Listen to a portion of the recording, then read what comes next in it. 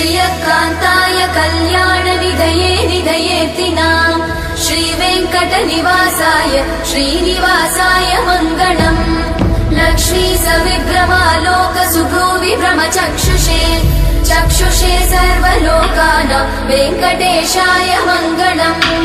श्रीवेङ्कटाद्रिशृङ्गाग्रमङ्गलाभरणाग्रये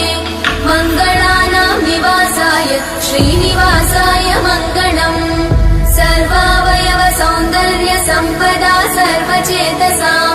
सदा सम्मोहनायास्तु वेङ्कटेशाय मङ्गलम्